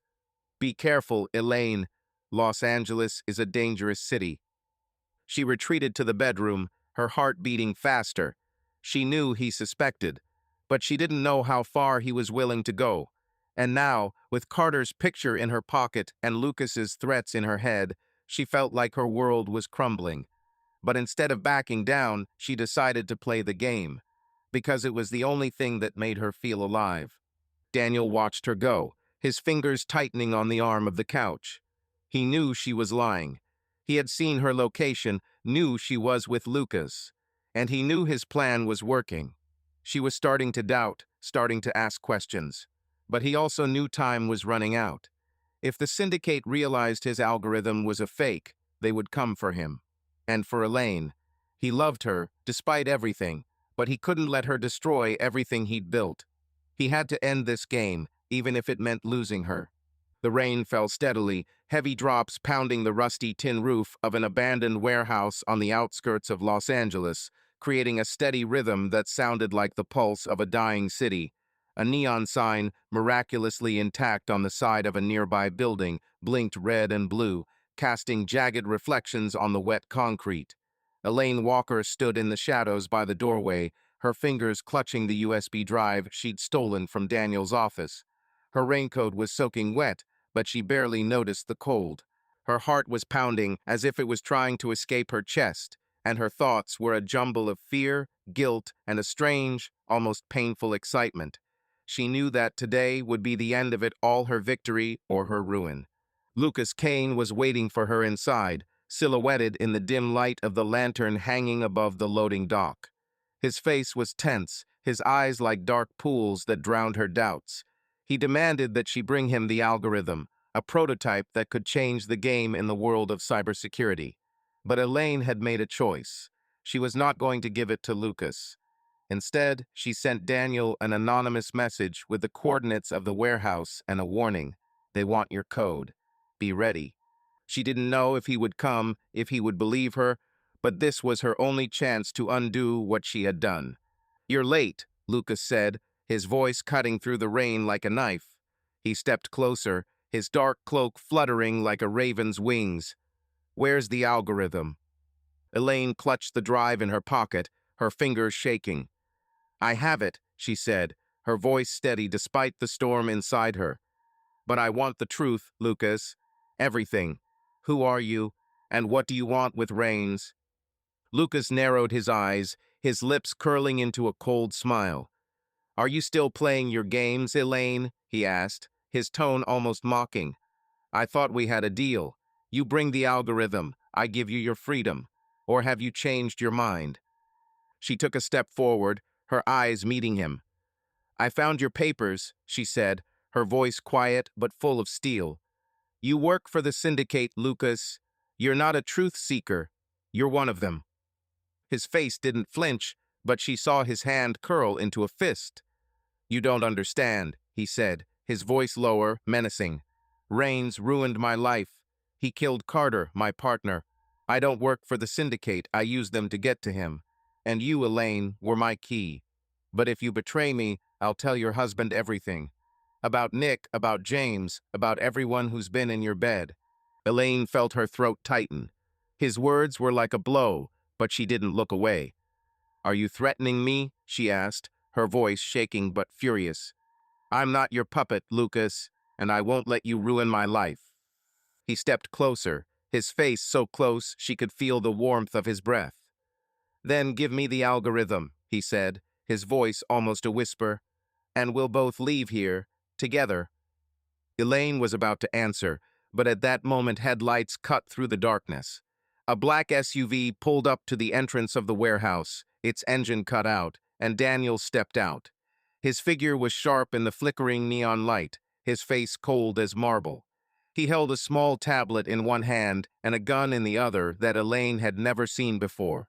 Get away from her, Kane, Daniel said, his voice level but steely.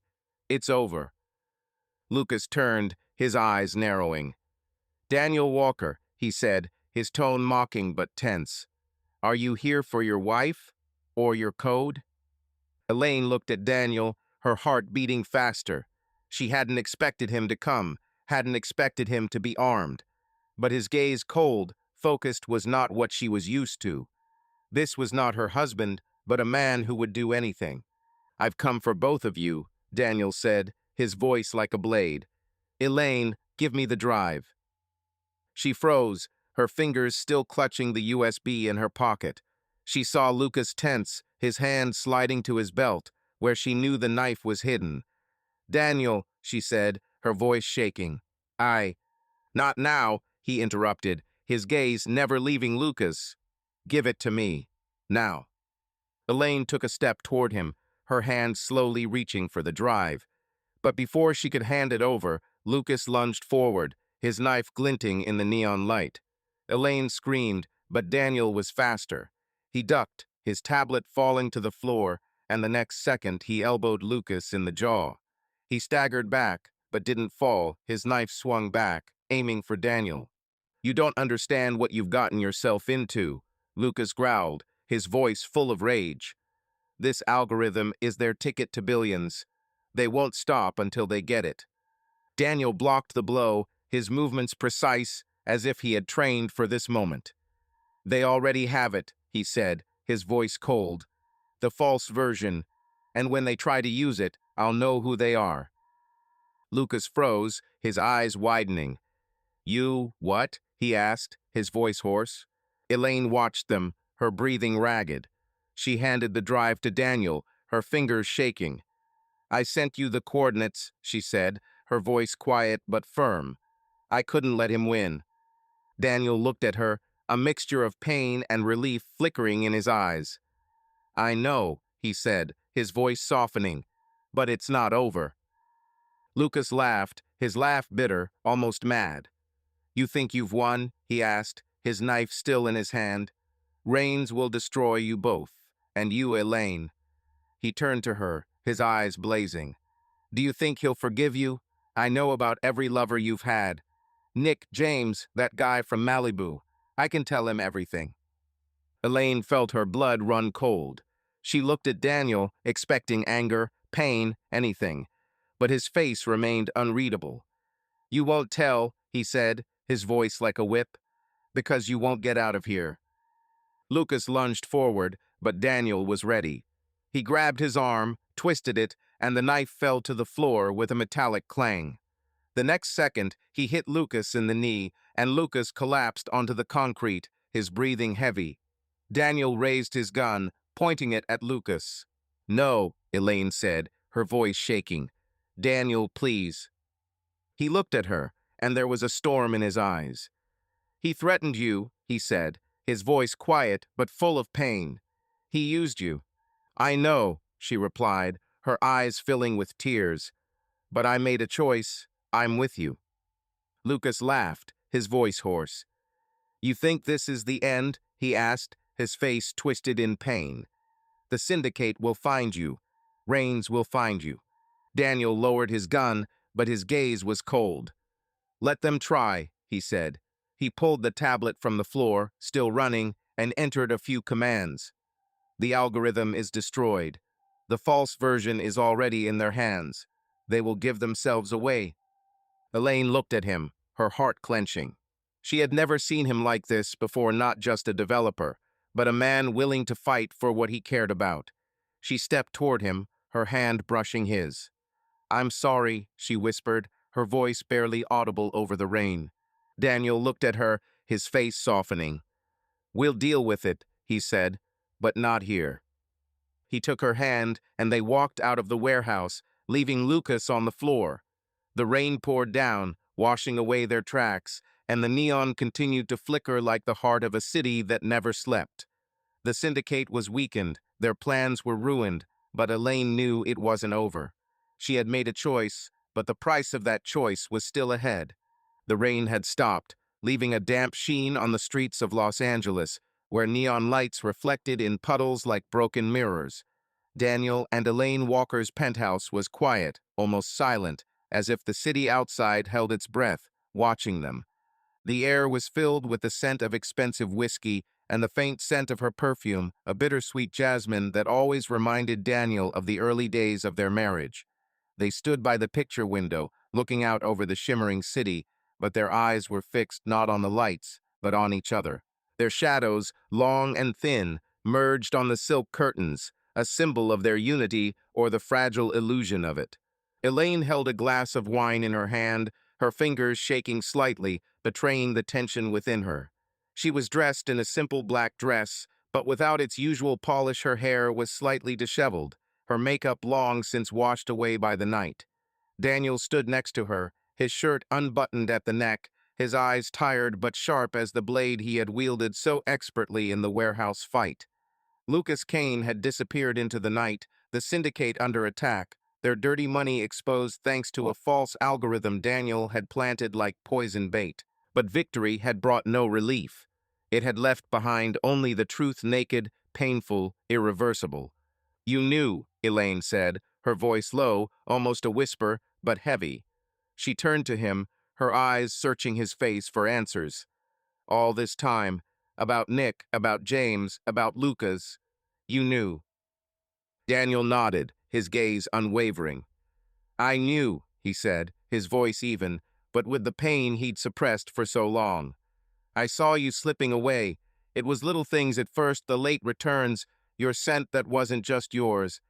Then I started watching, not because I wanted to catch you, because I wanted to understand why. Elaine looked down, her fingers tightening around her glass. I didn't mean to hurt you, she said, her voice breaking. I was just suffocated. You were so absorbed in your work, your codes, I felt invisible. Daniel stepped closer, his hand touching her shoulder, but she didn't pull away. I saw you, Elaine, he said, his voice softer but still steely. "I always did, but you chose another path. You chose him." She looked up, her eyes shining with tears she refused to shed. "Lucas was a mistake," she said, her voice hoarse. "He promised me freedom, but it was a trap. And you were stronger than I thought. You're more than just a guy, Daniel. You fought for me, for us." He smiled, but there was no joy in it, only weariness and something like hope. "I wasn't just fighting for us," he said. "I was fighting for what I believe in. But that doesn't mean I don't want you back." Elaine took a sip of wine, her fingers shaking, but she forced herself to look him in the eye. "Our marriage is ruined," she said, her voice firm despite the pain. "I ruined him. How can we go on after all this?" Daniel walked to the window, his gaze sliding over the city that seemed so far away despite its proximity. "We have a choice," he said, his voice calm but determined. "You can leave. I won't hold you back. You can have your freedom without Lucas, without the syndicate, without me. Or you can stay. We'll start over. Not where we were, but where we are. With the truth." Elaine felt her heart tighten. She was looking at him, the man she thought she knew. But now she saw him in a new way, not as a developer buried in code, but as a man who had risked everything to protect her, even when she didn't deserve it. His cold determination in the warehouse, his ability to outmaneuver Lucas, his willingness to give her a choice, it wasn't the Daniel she'd underestimated all these years. "Do you really want this?" she asked, her voice almost a whisper. "After everything I've done?" Daniel turned to her, his eyes full of pain, but there was a spark of something else in them, too hope, stubbornness, love. "I'm not saying it's going to be easy," he said, "but I know I don't want to live without you, even after everything." Elaine set the glass down on the table, her movements slow, as if she were afraid to frighten the moment.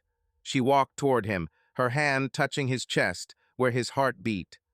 "I don't know if I can be who you want me to be," she said, her voice shaking. "But I want to try, not for the freedom, not for the adrenaline, for us." He covered her hand with his own, his fingers warm but strong. "Then let's start with this," he said, his voice quiet but determined. "One step at a time." They stood by the window, their shadows blending into one, as if the city below were witness to their fragile truce. Los Angeles shimmered as always, promising everything and nothing. But in this moment, it was merely a backdrop to their conversation, their choices, their future. Lucas Kane was gone, fading into the night like a ghost that could never be caught. The syndicate was under attack, their plans ruined, their money frozen, thanks to the false algorithm Daniel had planted in their net like poison. But for Elaine and Daniel, the war was not with an external enemy, but with themselves. "What happens next?" she asked, her voice barely audible, as if she was afraid of the answer. Daniel looked at her, his eyes clear despite his fatigue. "We'll figure this out," he said. "Together." She nodded, her fingers tightening around his. They didn't know what lay ahead: forgiveness, struggle, or more ruin. But in that moment, standing at the window, they were together, their shadows woven across the silk, a promise that could be either salvation or a trap. The city looked at them, unanswered, and the reader was left wondering, could they begin anew, or was their passion, like the city, doomed to become ashes? Los Angeles breathed slowly, its lights pulsing with the rhythm of the nightlife, like a heart that never stopped. The penthouse of Daniel and Elaine Walker was quiet, but it was deceptive, like the calm before a storm. 3 weeks had passed since that night in the warehouse, where the rain washed away their tracks and the neon sign flickered like a harbinger of the end. Victor Rain's syndicate was under attack, their accounts frozen, their operations exposed thanks to a false algorithm Daniel had planted in their network. Lucas Kane was gone, melting into the shadows of the city, and Elaine had almost convinced herself that he was gone forever. But deep down, she knew that people like Lucas didn't just disappear without a trace. Elaine stood in the kitchen, her fingers absent-mindedly twirling a spoon in her cold coffee. She was trying to return to as normal a life as she could after everything that had happened. Her marriage to Daniel was hanging by a thin thread, but they were both trying. The dinner conversations, the occasional touches, the careful glances. It was like trying to mend a broken vase, knowing the cracks would remain forever. She could feel Daniel changing, his eyes sharper, his words more precise, as if he were always waiting for the next blow. And she couldn't blame him. She was the cause of so much of his hurt. The mailman delivered the letter that morning, and Elaine opened the thin white envelope without a return address, without thinking. There was a photograph inside, and her heart sank when she saw it. Lucas Kane, alive, standing in an alley somewhere downtown, his dark coat slightly lifted by the wind, his eyes, those same eyes she couldn't forget, staring straight into the camera. His lips curved into a thin smile, full of menace and promise. On the back of the photograph was written one word in black ink: coming soon. Elaine felt her breathing become ragged.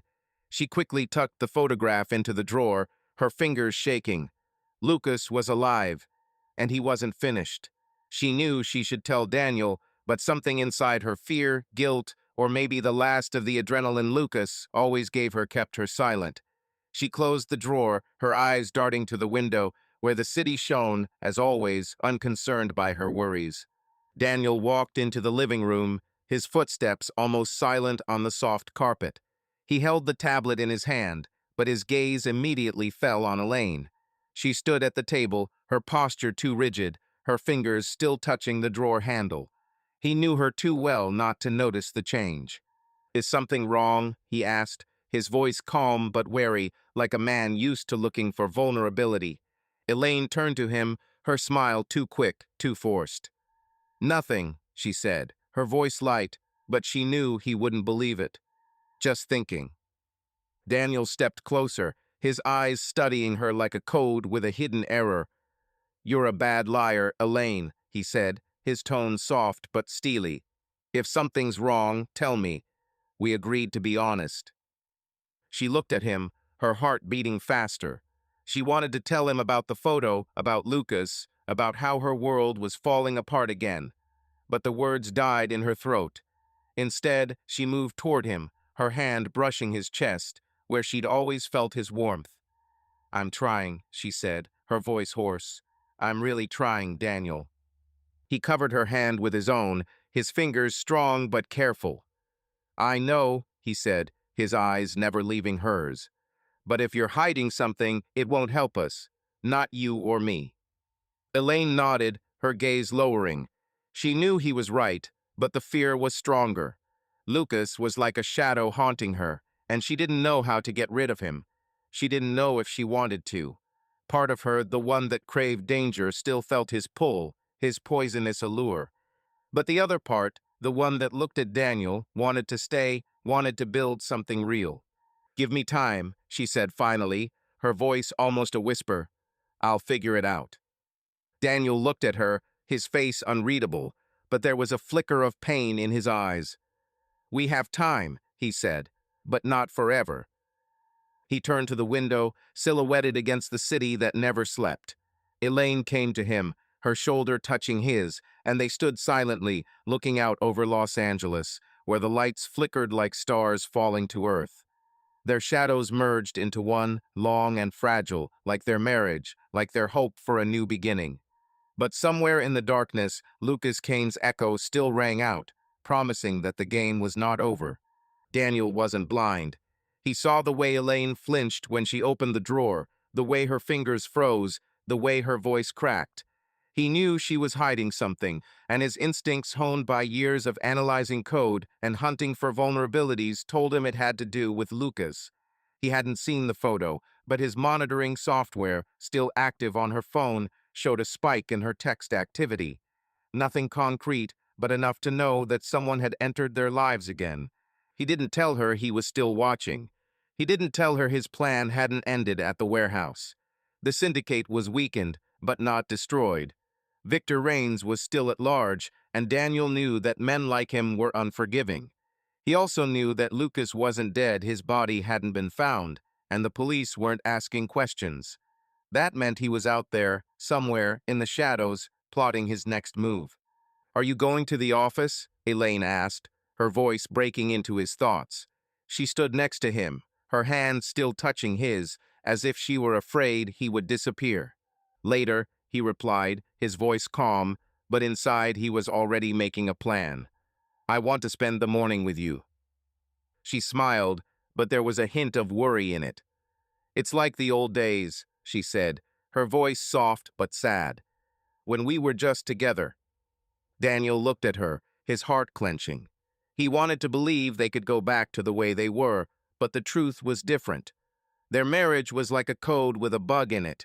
It could be fixed, but it would never be the same. We can try, he said, his voice firm, but only if we both want it.